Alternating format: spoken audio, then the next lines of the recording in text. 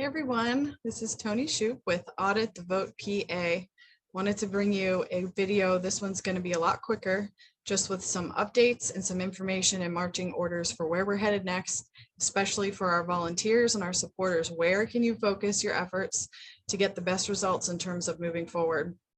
So I was on the phone all day with people talking about our game plan and our multi-pronged approach to getting our state to authorize a forensic audit of the 2020 election. And we have multiple things going at once, but prior to the senators, Mastriano, Senator Dush, and Representative Kaufman going to Arizona last week, we really didn't have a plan in place to work necessarily with the legislatures because we weren't sure that they were going to do anything.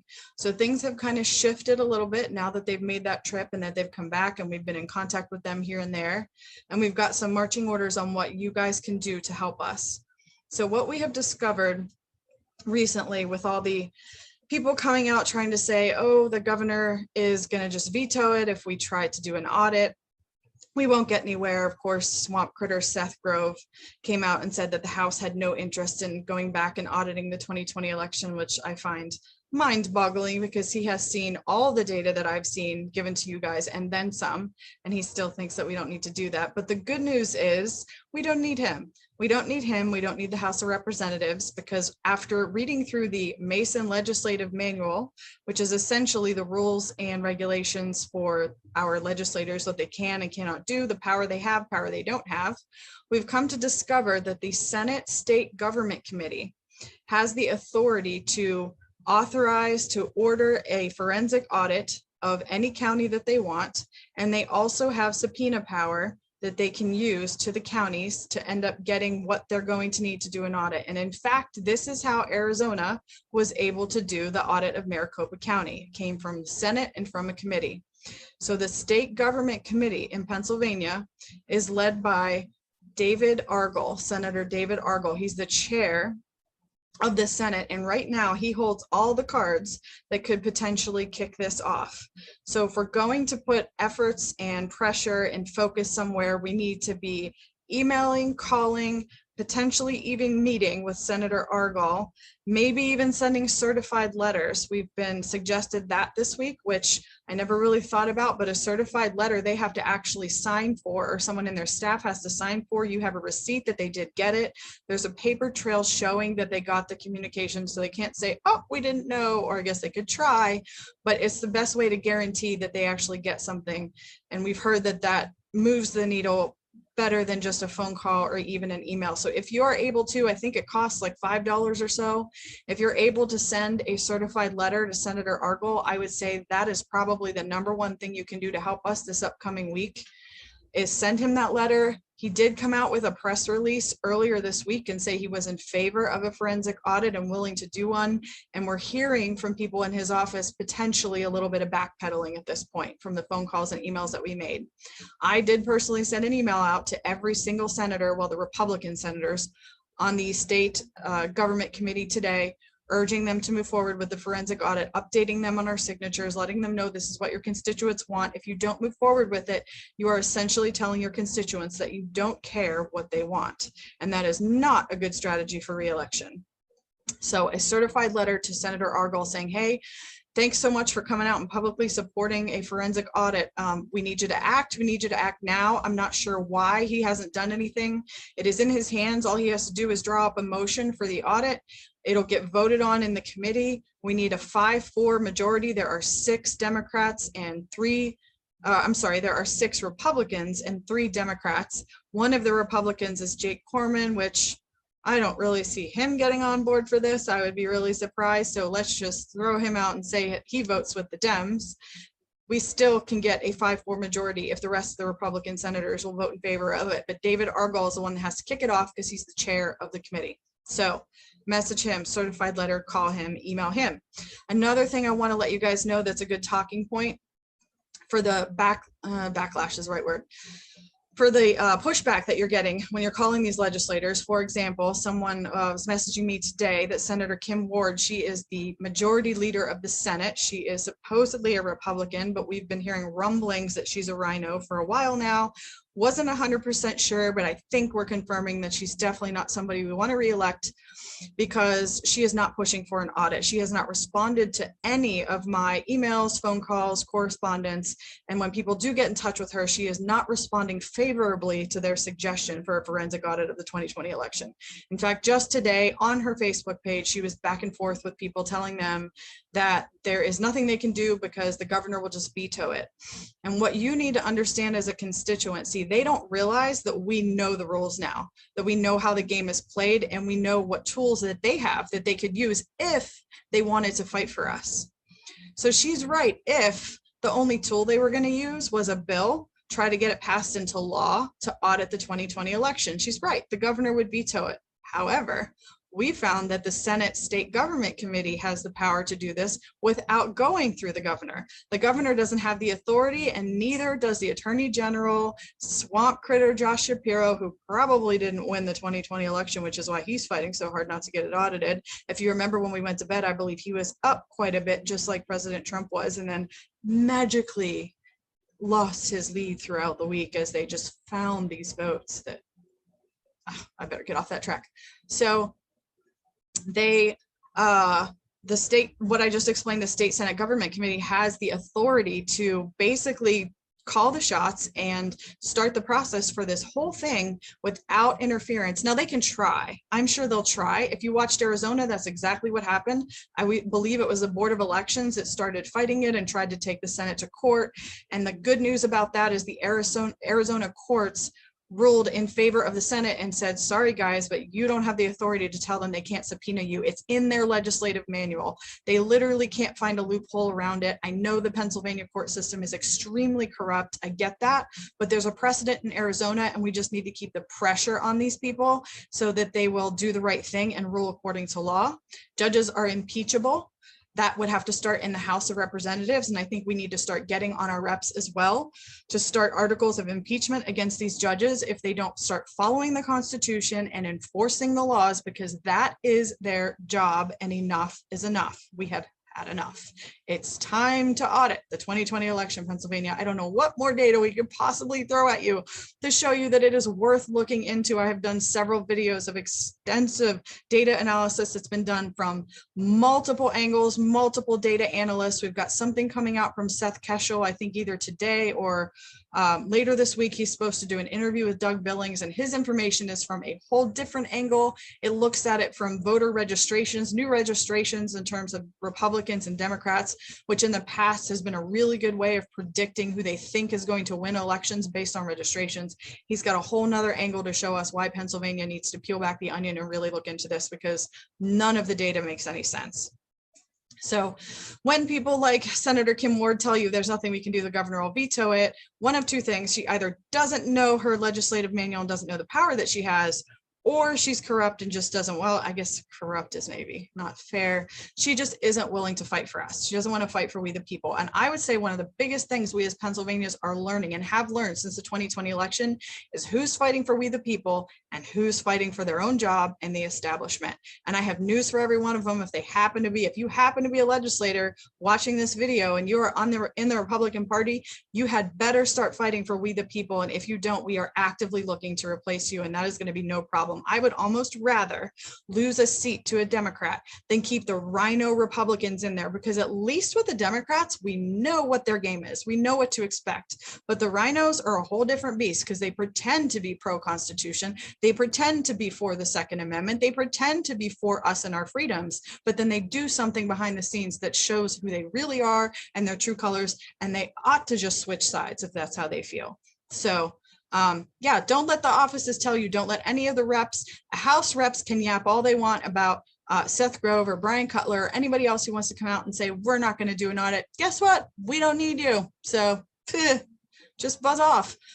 Governor Wolf, Josh Shapiro, they can try to intimidate us. They're going to smear us in the media and say that we're conspiracy theorists and we're crazy and we're undermining democracy and it's voter intimidation. Those are all their arguments. Not once, by the way, not once do they address our concerns. Notice no mainstream media will actually show you the irregularities that are documented on paper and on our website that we have been trying to get out to the public now for months. They won't even touch that stuff because they don't have an answer for it. They don't have an argument against it. They still don't know why the counting was stopped, supposedly. They still don't know why over 300,000 voter registrations were removed from our voter rolls after the election. They still don't know why 15,000 mail-in ballots were requested from a registered Pennsylvania voter and sent out of state. I could go on and on and on. We've had no explanation why Mark Zuckerberg, through his Center for Tech and Civic Life organization, was allowed to dump millions of dollars into specific urban Democratic areas of our state to try to influence our election, which is completely against the law, violates the Equal Protection Clause of the Constitution, totally broke the law, no consequences, nobody's doing anything about that. We have no answers for any of this. So I don't care what comes out of their mouth going forward. They won't address the facts, they won't address the truth, and we are not going to stop until we get to it, plain and simple. So, but when you're on the phone and emailing, talking to these people, I think the more info that you have, the more facts that you can hit them with and go at with them, the more likely you are to get the result that we want, which is a forensic audit of the 2020 election. And we're super close. We know that we have legislators that are for it. Obviously, some of ours visited Arizona last week and came back with a plan in place, but this is not going to be easy. We knew that going into us. It's going to be an uphill battle. The other side is not just going to roll over and give it to us. I believe a lot of them know what they did. They know that the steal was in and that the cheat was on, and they're not just going to go, oh, you caught us. Okay, so we're going to have to fight for it. But Jamie, Karen, and I are ready for battle. We're ready to go. We've got tons of volunteers and people behind us, and we're just going to keep fighting until we get it. Not figuring this out, not getting to the bottom of it is simply not an option. We have plan B, we have plan C, and if we need a plan D, E, and F, we will come up with that too, because we're not leaving our kids to a communist country, which is where we are headed rapidly right now. I am going to share my screen with you so I can show you who is on the state government committee so that you will know where to focus your efforts this upcoming week. Let's see if I can get this any better. Where is my screen? Share. Okay. Nope, that's my email. Not what you wanted. What? Can I move that down? Oh, I can. Look at that. Oh, I love when I learn new stuff. Okay, well, I can move this anywhere I want. Look at that. All right, this is the website where you can find, there he is, officer of the, here we go, State Government Senate Committee. That is the minority chair, is a Democrat, definitely probably not even worth reaching out to because apparently they don't care about truth. I still just can't wrap my brain around that, but they don't. David Argall, there he is. His email address is his first initial, his last name, D. Argall, A-R-G-A-L-L @pasn.gov. And his phone number is all over our Telegram. Actually, let me click on it, see if it'll bring you to it. There he is. Senator Argall, are you going to do the right thing? Are you just going to yap your jaw, put out press releases that you don't plan on following through with? There he is. Oh my gosh, this is the dude with like 1 million offices. I still don't understand this. Look at all his offices. Okie dokie. Well, we also know that the Senate is in session, I believe, until the end of June. So maybe try calling the Capitol office. If we find out where he is, where we can track him down, we will be in touch with you guys about that. But that's David Argall. He holds all the cards. Get this dude some certified letters and say, do the right thing or be replaced when your time is up. Maybe sooner. I'm going to scroll down and you can see all of the majority. See the majority there? Majority Republican, hopefully not Rhino. We have Senator Chris Dush, who does not need any pressure as far as we know. He is for this. He was one of the senators who went to Arizona. Chris Dush, we're good to go. He's the vice chair. Ha! Here's Jake the Snake Corman. There he is. Isn't he lovely? Jake Corman is on like a ton of committees as the ex officio, which means actually when David Argall starts this process and it goes to a vote and we get a 5-4, let's just say Corman swamps out and votes or chooses not to vote. Maybe that's an option too he could do. His signature, he has to sign off on this as a procedural thing to get the whole thing going. So, however, his signature does not have veto power. So he doesn't have an option to just shoot it down and saying, I'm not signing it. It's literally just part of the process. And we have figured that out in the Senate manuals and looked at where that is. So we just have to hold their feet to the fire so that he knows we know that and he doesn't try to weasel out and not sign it. Daniel Laughlin, I have heard no feedback on him. I'm not sure. I think he's kind of neutral. I don't know where he stands, but if he is your senator, I believe he's in Erie. Is he? Yep, there he is. He is in Erie. He needs some phone calls, maybe some certified letters and some emails as well to urge him to get on board. Your constituents want this. If you don't do it, you are basically saying you don't care what we want and therefore you are fired. So Daniel Laughlin, Doug Mastriano, we know is on board for this. He spearheaded their trip down to Arizona. Kristen Phillips Hill is another one. I've got mixed reviews from her. Some people are saying that her office is saying that she's for an audit. Some of them are saying she's not. And then I've also heard neutral. So we got to get on Senator Kristen Phillips Hill so that she will get behind this effort as well. That's her. And Patrick Stefano, who has had his name on some decent legislation, I will say.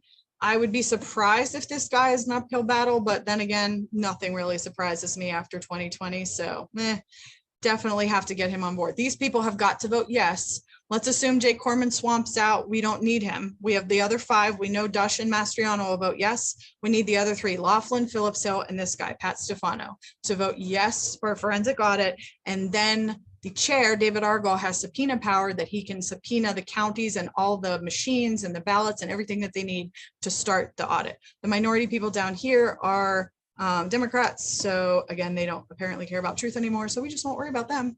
But that's it, guys. That's what we need to do. That's the week that we're heading into, is to get this kicked off. David Argall is the one holding all the cards. We're hearing he's the one that is holding this up right now, and he needs to act. I don't know why he hasn't. Why, David Argall, did you come out and put a press release out saying you were for an audit and then not do anything all week with it? That's not cool. Not okay. Not looking good for you to get reelected. By the way, where are you out of? I think he's Berks County on the eastern side of the state. So if you live in Berks County, yeah, he's the one with the 19 offices. There it is, Berks County, and I still can't say that one, Schuylkill County, maybe? Those 2 counties, you need to get on this guy. And I also am in the process of breaking out the signatures to find out where we have a lot of signatures and support, and the counties that we might be a little light, we know where to focus on.